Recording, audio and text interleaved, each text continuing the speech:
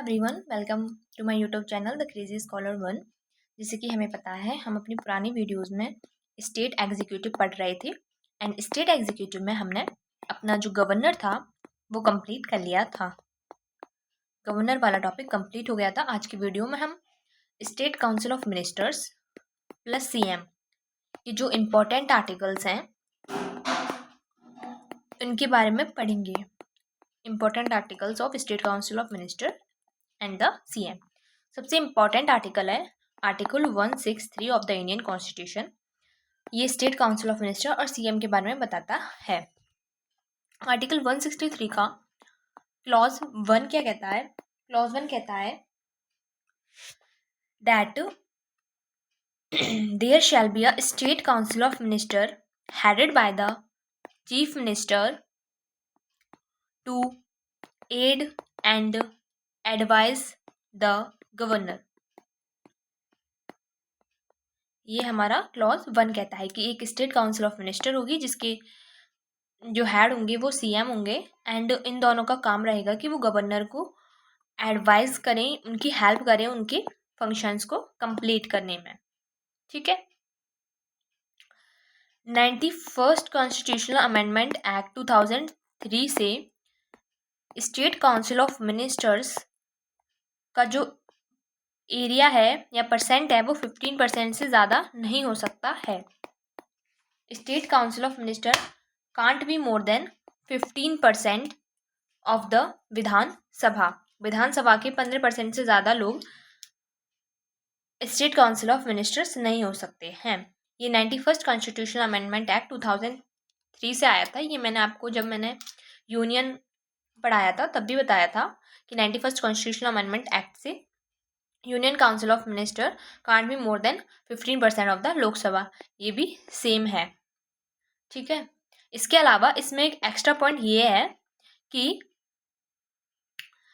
Minimum उनको 12 होना चाहिए। दे शुड बी 12, मिनिमम 12 होना चाहिए। बट जब हम यूनियन पढ़ते हैं तो उसमें मिनिमम का क्राइटेरिया नहीं है, मैक्सिमम का है कि 15% से ज़्यादा नहीं होने चाहिए। स्टेट काउंसिल ऑफ मिनिस्टर में सीएम भी आते हैं और अगर यूनियन की बात हो तो उसमें पीएम आते हैं।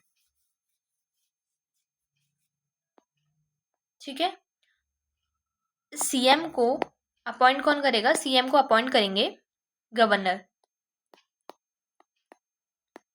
सीएम को गवर्नर अपॉइंट करेंगे एंड सीएम की एडवाइस पर अदर मिनिस्टर्स, अदर जो मिनिस्टर हैं स्टेट काउंसिल ऑफ मिनिस्टर्स, उनको भी अपॉइंट गवर्नर करेंगे but on the advice of CM. ये लिख रहा है on the in the article 164 clause 1।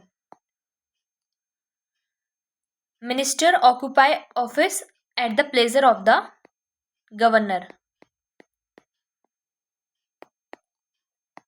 जब तक गवर्नर चाहेंगे, during the pleasure of the governor, minister अपने ऑफिस को ऑक्यूपाई कर सकता है। This is written in article 164 and state council of minister is collectively responsible to the Vidhan Sabha. This is also written in article 164 clause 2.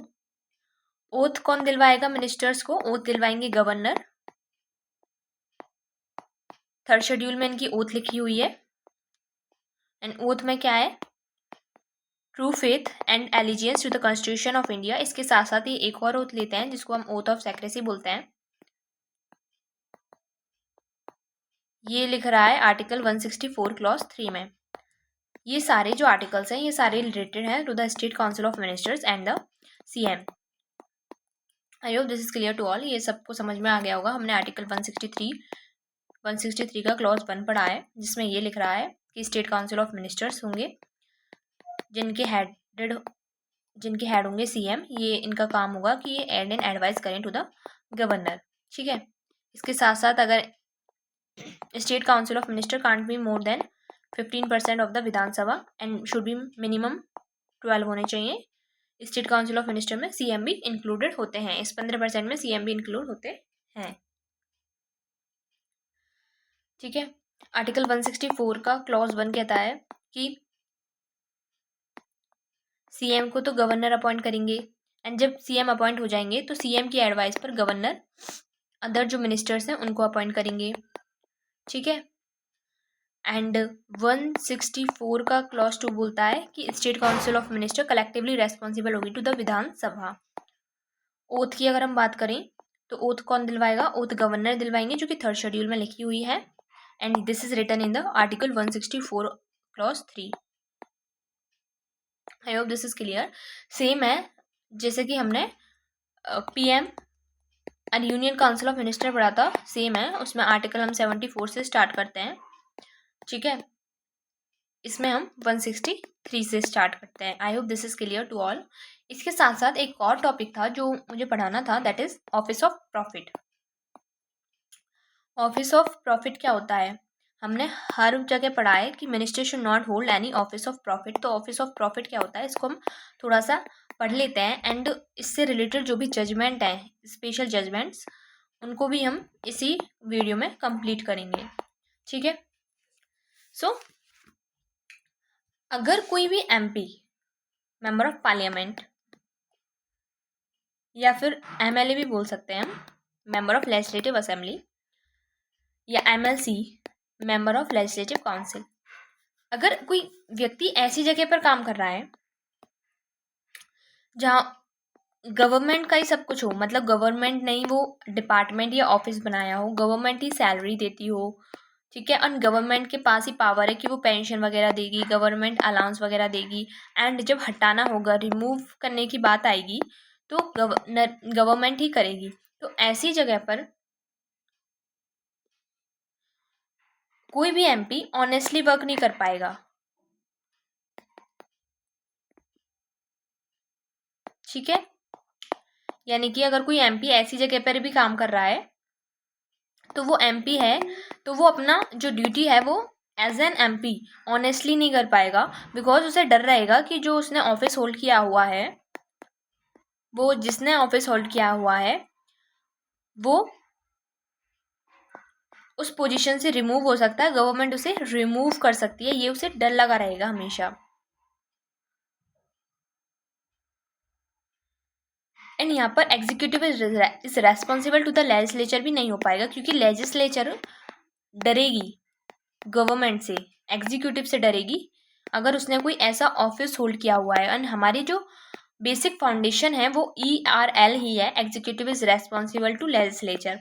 And अगर हमारी ये foundation ही खराब हो गई तो हमारे पास हमारी पूरी डेमोक्रेसी खराब हो जाएगी, राइट। सो इसीलिए अगर किसी भी MP, MLA या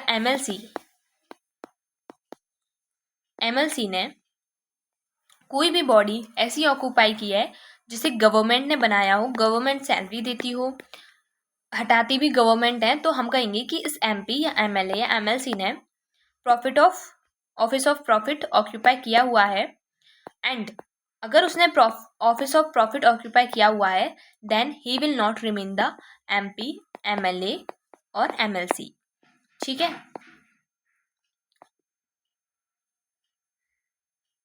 आर्टिकल 102 डिस्क्वालीफाई करता है फॉर बीइंग एन MP और MLA MLC को। आर्टिकल 191 डिस्क्वालीफाई करता है, अगर किसी व्यक्ति ने ऑफिस ऑफ प्रॉफिट होल्ड कर रखा है तो आर्टिकल 102 कहता है कि वो MP नहीं रहेगा। एंड 191 कहता है अगर किसी व्यक्ति ने, अगर किसी MLA या MLC ने ऑफिस ऑफ प्रॉफिट होल्ड कर रखा है तो वो MLA या MLC नहीं रहेगा। बट ये जो ऑफिस ऑफ प्रॉफिट टर्मोलॉजी है, ये हमारी कॉन्स्टिट्यूशन ऑफ इंडिया में मेंशन ही नहीं है। हमारा जो कॉन्स्टिट्यूशन ऑफ इंडिया है इस बात का जिक्र ही नहीं करता, इसको डिफाइन नहीं करता कि ऑफिस ऑफ प्रॉफिट एक्चुअली में है क्या। बट हम इसको समझ सकते हैं from the various supreme court judgments. बहुत सारे सुप्रीम कोर्ट जजमेंट्स हैं जिनकी मदद से हम इसको समझ सकते हैं। एक केस हुआ था, that is Shivamurthy Swamy Inamdar Veerabhadrappa Veerappa versus Agadi Sangna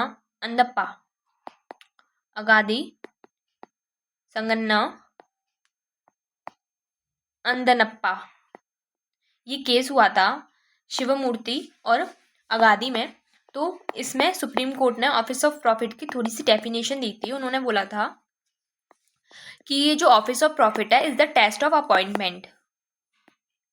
test of appointment, ये क्या है? टेस्ट ऑफ अपॉइंटमेंट है। एंड ऑफिस ऑफ प्रॉफिट है या नहीं है, इस बात को तय कुछ क्वेश्चंस करेंगे। पहला क्वेश्चन था कि क्या ये अथॉरिटी गवर्नमेंट ने बनाई है? क्या गवर्नमेंट इसकी सैलरी देती है? क्या गवर्नमेंट ये डिसाइड करती है कि तुम्हारा ट्रांसफर कहाँ होगा, एक्सेट्रा। ये जो क्वेश्चंस थे, अगर इनके आंसर हाँ है कि गवर्नमेंट ने ही अथॉरिटी बनाई है, गवर्नमेंट ही सैलरी देती है, तो फिर वो ऑफिस ऑफ प्रॉफिट होगा। ये सुप्रीम कोर्ट ने इस केस में बोला था। एक और केस हुआ था, that is Jaya Bachchan versus union of India case. Jaya Bachchan versus union of India 2006 ये केस हुआ था। तो इसमें भी सुप्रीम कोर्ट ने बोला था, देखो इसमें केस क्या था, जया बच्चन जो थी, जया बच्चन एमपी थी, ठीक है, एंड एमपी के साथ साथ वो चेयरमैन बन चुकी थी of UP film development council. UP film development council की वो चेयरमैन हो चुकी थी। हालांकि उनको सैलरी 0 मिलती थी, वो सैलरी नहीं लेती थी, अपनी 0 सैलरी थी उनकी, बट उनको ऑफिस ऑफ प्रॉफिट के ग्राउंड पर डिस्क्वालीफाई कर दिया गया। सुप्रीम कोर्ट ने क्या कहा? सुप्रीम कोर्ट ने बोला, जब ये केस हुआ Jaya Bachchan versus union of India 2006, तो सुप्रीम कोर्ट ने बोला it doesn't matter what you receive is doesn't matter, what matters is potential receivable. ठीक है, सुप्रीम कोर्ट ने बोला कि तुम पैसे नहीं लेती हो तो ये तुम्हारी पर्सनल चॉइस है, बट जिस पोस्ट पर तुम हो उस पर सैलरी दी जाती है, उस पर अलाउंस दिए जाते हैं, इसलिए तुमने ऑफिस ऑफ प्रॉफिट ऑक्यूपाई किया हुआ था। हालांकि तुमने अपनी भले ही सैलरी नहीं ली हो, भले ही अकाउंट में से एक भी पैसा नहीं निकाला हो, इससे कोई फर्क नहीं पड़ता। अगर पोटेंशियल रिसीवेबल है देन यू आर डिस्क्वालीफाइड। ऐसे ही एक और केस हुआ था, that is Guru Govind Vasu versus Shankari प्रसाद घोषल, 1963। ठीक है, इस केस में सुप्रीम कोर्ट ने क्या बोला था?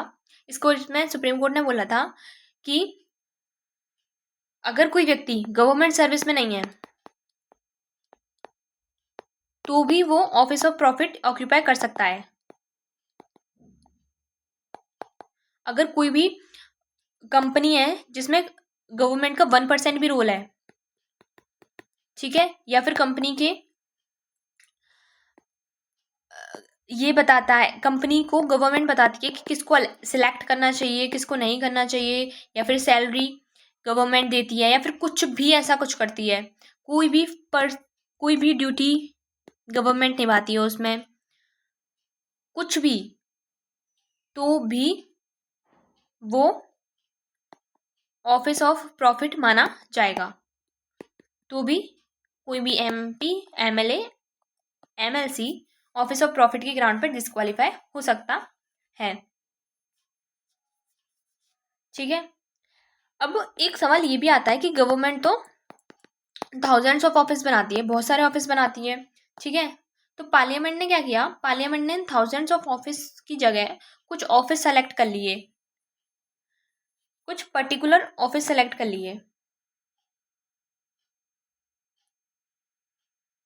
और बोल दिया, ये जैसे कुछ ऑफिस सेलेक्ट कर लिए, यहाँ पर 10 ऑफिस बनाए, तो 10 में से 5 ऐसे सेलेक्ट कर लिए कि ये जो 5 हैं, 1 2 3 4 5, ये जो 5 हैं, ये जो ऑफिस हैं, 5-6 ऑफिस हैं, this office will not lead to the disqualification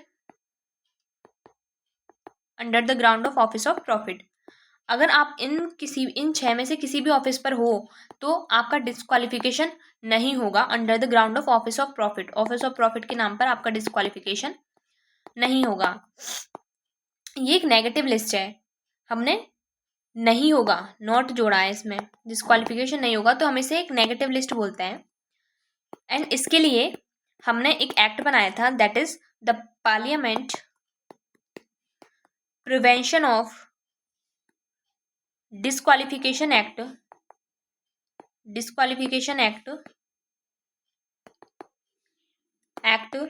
1959। इसको हम लिस्ट ऑफ एग्जाम्पशन भी बोलते हैं, लिस्ट ऑफ एग्जाम्पशन। कुछ ऑफिस ऑफ प्रॉफिट को हमने बाहर निकाल लिया है इसमें से, कुछ ऑफिसेस को। एंड अगर MLA MLC MP इन ऑफिस पर काम करते हैं तो वो डिस्क्वालीफाई नहीं होंगे। And there is no number कि कितने ऑफिस ऑफ प्रॉफिट ऐसे होने चाहिए जिनको इस लिस्ट में डालना चाहिए, कितनी भी डाल सकते हैं, अनलिमिटेड है ये, इवन सारे ऑफिस भी डाल सकते हैं, दिस इज अनलिमिटेड। ठीक है, ऐसे एक केस हुआ था 2003 में। क्या हुआ, 2003 में UPA की गवर्नमेंट थी, तो UPA में जो सोनिया गांधी जी थी, सोनिया गांधी चेयरमैन बन चुकी थी नेशनल एडवाइजरी काउंसिल की, NAC की वो चेयरमैन बन चुकी थी। एंड अपोजिशन था, उसने पाया कि जो NAC है ये उस लिस्ट में है ही नहीं, जो लिस्ट ऑफ एग्जेम्पशन बनाई है उस लिस्ट में NAC का नाम ही नहीं है। तो उन्होंने क्या किया, अपोजिशन जितनी जल्दी उनको डिस्क्वालीफाई करने की कोशिश करता, उससे पहले सोनिया गांधी ने इस पोस्ट से रिजाइन दे दिया, उनके चेयरमैन से रिजाइन दे दिया। बट बहुत सारे UPA के अदर मिनिस्टर्स भी ऐसे थे जो कि बहुत सारी जगह पर, बहुत सारे पोस्टेस पर थे जो कि उस लिस्ट में थे ही नहीं। तो UPA ने अपने मिनिस्टर्स को बचाने के लिए UPA ने क्या किया, 46 ऑफिसेस बनाए। वो जो लिस्ट ऑफ एग्जेम्पशन था उसमें 46 ऑफिसेस और ऐड कर दिए ताकि UPA के जो लोग हैं वो सेफ हो जाएं। एंड उन्होंने the parliament prevention of disqualification amendment bill 2006 वो लेकर आए। क्या लेकर आए, एक अमेंडमेंट बिल लेकर आए 2006 में उस 46 ऑफिसेस को ऐड ऑन करने के लिए। This will was so wrong, even उस टाइम के जो प्रेसिडेंट थे डॉक्टर APJ अब्दुल कलाम, तो उन्होंने भी इसको बहुत ज़्यादा क्रिटिसाइज किया था। इवन उन्होंने दोबारा से रिकन्सिडरेशन के लिए इसको भेजा था to the parliament, but parliament ने इसको दोबारा पास कर दिया, तो अब उन्हें इस पर एसेंट देना पड़ा। बट वो इससे बहुत ज़्यादा डिससेटिस्फाइड थे, उन्होंने कहा था कि this is the violation of executive is responsible to legislature. आप अपने मिनिस्टर्स को बचाने के लिए मिसयूज कर रहे हो पावर का, तो ये उन्होंने बोला था।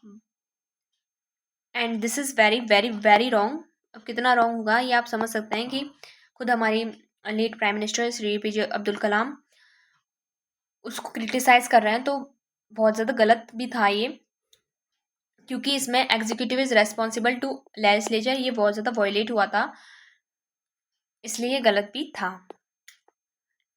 ये जो कॉन्सेप्ट है ऑफिस ऑफ प्रॉफिट का, ये हमने इंग्लैंड से लिया है। ठीक है, ये जो कॉन्सेप्ट है ये हमने इंग्लैंड से लिया है। इंग्लैंड में पहले इंग्लिश एक्ट ऑफ सेटलमेंट 1700 आया था, and that prohibited the office of profit,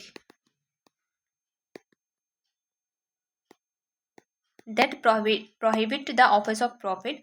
and यहीं से इंडिया में भी यही इंट्रोड्यूस हुआ। बट UK में, इंग्लैंड में ना एक डिफरेंस है, दैट UK एक पॉजिटिव लिस्ट बनाता है नेगेटिव की जगह। जैसे इंडिया में तो ये होता है कि इन 5 को हमने ऑफिस ऑफ प्रॉफिट की लिस्ट में रख दिया है, तो अगर इनको कोई होल्ड करता है तो वो डिस्क्वालीफाई नहीं होगा। लेकिन ये एक नेगेटिव लिस्ट की जगह एक पॉजिटिव लिस्ट बनाते हैं। पॉजिटिव लिस्ट में क्या करते हैं, ये बोल देते हैं जैसे कोई न्यू ऑफिस बनाना चाहती है गवर्नमेंट, ठीक है, न्यू ऑफिस बनाना चाहती है गवर्नमेंट, तो उस न्यू ऑफिस में वहीं पर इंडोर्स कर देंगे कि ये ऑफिस ऑफ प्रॉफिट है या नहीं है। जैसे मान लो इन्होंने कर दिया कि ये ऑफिस ऑफ प्रॉफिट है, तो अब कोई भी मेंबर इस ऑफिस ऑफ प्रॉफिट को ज्वाइन नहीं कर सकता है। अगर उसने ज्वाइन किया तो वो डिस्क्वालीफाई हो जाएगा। But this is different from India concept, यहाँ पर हम नेगेटिव लिस्ट बनाते हैं जबकि इंग्लैंड में ये पॉजिटिव लिस्ट होती है। I hope this is clear to all. इससे पहले हमने ऑफिस ऑफ प्रॉफिट डिटेल में पढ़ लिया है and state council of ministers plus chief minister भी इस वीडियो में हमने कंप्लीट कर लिया, ऑफिस ऑफ प्रॉफिट भी कर लिया। Thank you so much for watching this video. Video पसंद आया तो वीडियो को लाइक करना, चैनल पर पहली बार आए हो तो चैनल को सब्सक्राइब जरूर करना। Thank you so much for watching this video.